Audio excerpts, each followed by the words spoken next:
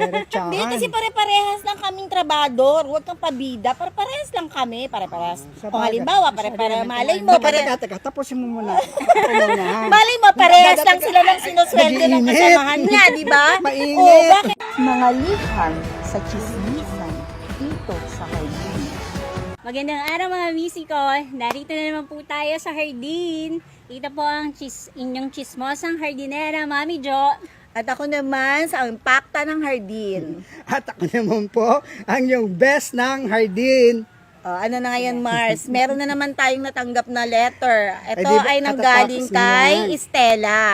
Ano Na? naman problema nito ni Estela, Mars?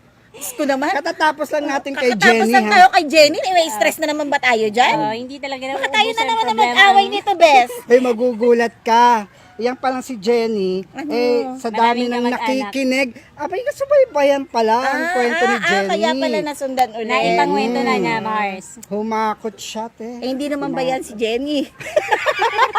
Malamang si Jenny din uli ito. Alam mo, anak ko, Sige na, Mars. Basahin mo na nga nang matapos na tayo at tayo hindi ma-stress dyan. At ito na nga ang kwento ng ating letter sender today. Mga liham sa chismisan dito sa Hardin. Magandang araw mga chismosa. Sana ay nasa mabuti kayong kalagayan sa mga oras na mabasa nyo ang aking letter. Dahil ako ay hindi. Hahaha. Gusto ko lang tong i-share sa inyo ang high blood na nararamdaman ko tuwing papasok ako sa trabaho at makikita ang kasamahan kong ubod ng pabida. Malalaking Ay. letters po yung pabida niya. Ay, naku. Ano ba yan? Opo, dinaig niya pa po si Jollibee, pero ang kaibahan lang po ay hindi siya masarap. Promise. Hahaha uli. Papasok po kami ng 7 a.m. pero parang 5 p.m. na ang pakiramdam ko pag namataan ko na si Jollibee. Opo, Jollibee ang tawag namin sa kanya dahil ang laki niyang pabibo. Lahat na lang po halos pinakailaman niya. Trabaho lang po ang habol ko, pero hinahabol din ako ng inggit. Inggit sa kakapalan ng mukha niya. Ay, grabe yan. Nakakalungkot lang kasi magaling siya gumawa ng May kwento. stress nga tayo dito, Bes. At ang masakit ay madalas ay pinaniniwalaan ng iba dahil mukhang iyon ang talento niya. Alam naman natin na ang mali pag pinagsama-sama ay nagiging tama sa iba. Ano po ang maipapayo nyo? Sasabayan ko ba siya kahit hindi ko ugali ang manira o hihintayin ko na lang? Mahihintayin ko na lang pong madala ako sa ospital dahil sa pagtitimpi na patulan siya. Salamat po. Katulad niyo rin pong chismosa pero totoo naman ang ikinichismis, Stella. O yan mga Ano Mars, na? si Stella Si yon hindi si Stella. Jenny. Ano na, Bes? Stella. Si Estela talaga. Ano na, Opo. Bes? Ano naman ang mapapayo mo dyan? Ako, madami kong papayo sa alam kanya. mo, Stella, Ngayon Meron- nalalaman na niya.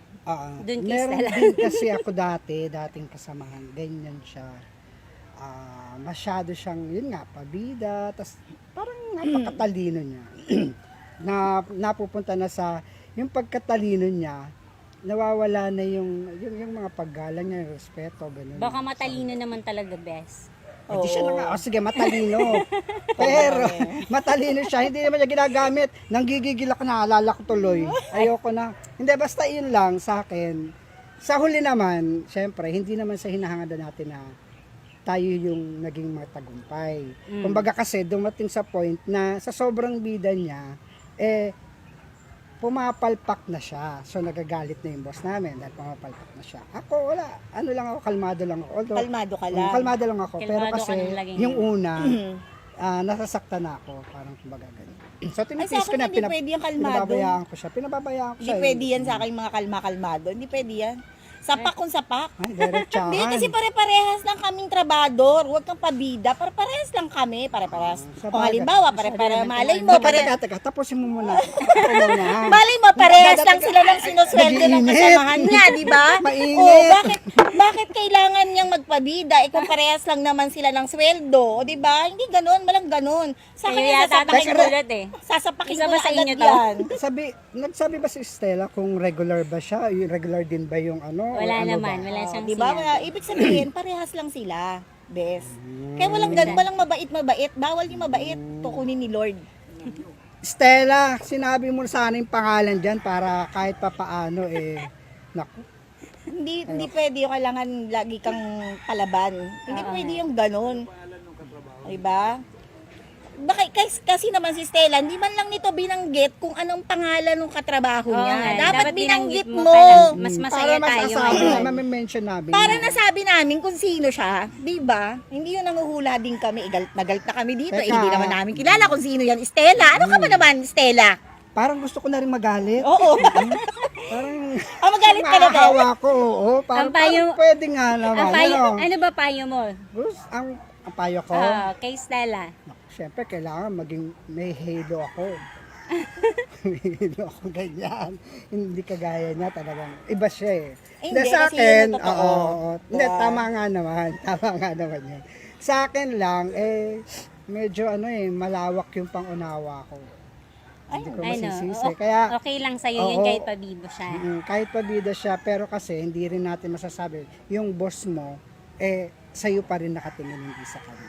Alam Ayan, niya. Pero kung kasi ano. pag binabayaan mo yun, Bes, hindi yun magbabago.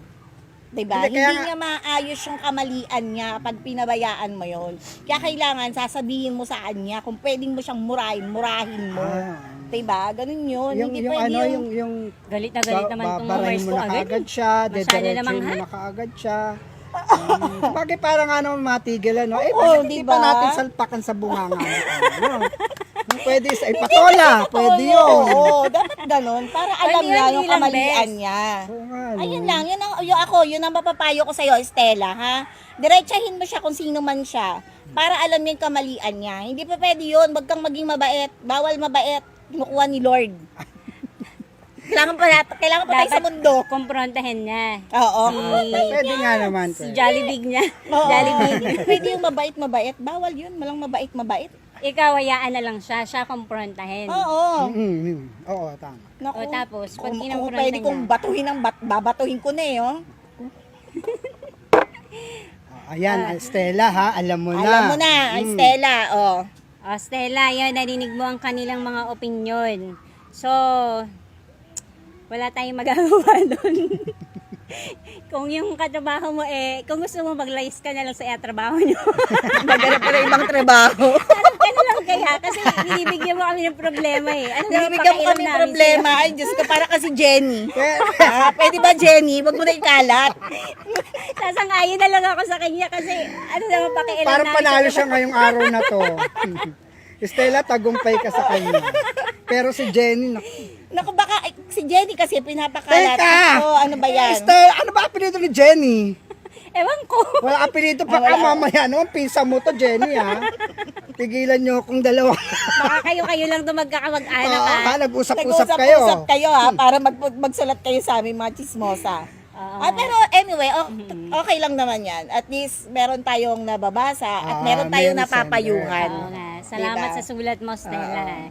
Si Jenny na rin nung nakaraan, salamat. Pero eto lang, sa akin naman, sa palagi ko naman, papayo ko naman kay Stella, may HR naman kayo, di ba, Stella? Kung gusto mo talaga na magkaroon ka ng kapayapaan sa iyong buhay trabaho, dalhin mo siya sa HR nyo. At doon kayo mag-usap ng masinsinan kung ano Medyo. yung problema mo sa kanya, sabihin mo sa kanya. Para at least alam ng boss. Oo, di ba? Para hindi kayo mag-aaway ng bongga. Baka mamaya kasi pag sa labas ng trabaho, magsabunutan na lang kayo, mas makakasama yun sa inyo pareho. Pero ako, advice ko, okay yun. Abangan mo sa labas. Ganon. O, tama ako yun. Abang ko sa labas. Doon tayo sa labas, huwag tayo dito sa loob ng trabaho. Kasi matatanggal din ako, di ba? O, parehas abangan ko na ako dyan sa labas. O, di ba? Doon tayo mamaya sa labas. Walang mangyayari. Ganyan ka Ganon physical ang yun. aking Mars. Kaya, Dapat ganon. Huwag kayo mag-away sa loob ng trabaho kasi matatanggal din siya, di ba? Oo nga. Kung ako yon sa labas, abangan ko siya sa labas. Doon kami magrambulan. O, di ba? Ganun lang Ngayon ka magpabida sa akin. Oo, di ba? Ngayon, Ayan, yan. mag-Jollibee ka Sabi mo. ngayon dyan. Gusto Sabi-sabi mo ka. bawasan ko yung B mo? Oo, gano'n. Mag-Jollibee ka, Bawasan ko ha? yung puwet mo? Sabi-sabi ka. O, yari ka ngayon sa akin. Ganon. Ayun, pinapag-init mo na talaga ng ang ulo ng aking Mars. Kaya talaga Umiinit ulo ko, kaya, naku, yung namumula mga, na siya sa galit. yung mga sumusulat na yan, ayusin yung mga sulat mo, ha? Nai-stress ako, Kaya kami yan. mabait lang kami kay Mars kasi baka mamaya. Binibigyan mo ako ng sakit ng ulo. Binibigyan ako ng sakit ng ulo mga sender mo, Mars. Ano yan? Sandali lang ha.